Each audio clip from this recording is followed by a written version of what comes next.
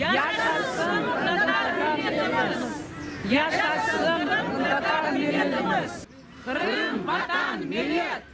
Kırım vatan millet. Kırım vatan millet. Kırım vatan meclis. Kırım vatan meclis.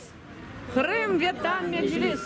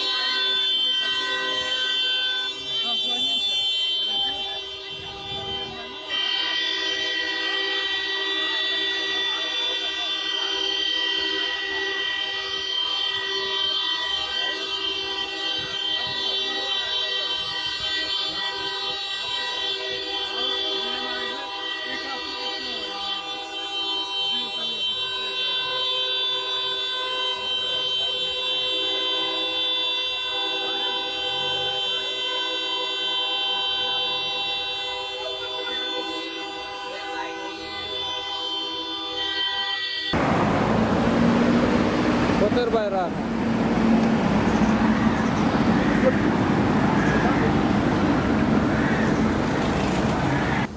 Amin. Euzubillahimineşşeytanirracim. Bismillahirrahmanirrahim. Elhamdülillahi Rabbil alemin. Rahmanirrahim. Maliki yevmiddin. İyyâke na'budu ve iyyâke nestaîn. İhdina sıratal müstakîm. Sıratal lezîne en'amte aleyhim. Gayril mağdubi aleyhim veleddâlin. Amin. Amin. Birahmetike ya Rahmanirrahim. Amin. Allah onlarımızı beyan etsin. Kelip abla onları hatırlamak. Amin. Canı cennette bulsun. Her kabirleri keng olsun. Cevaplarına kadir kıllardan. Nurlar üstüne casınlarından. Nasıl casınlarına kıllarından. Kalganlarına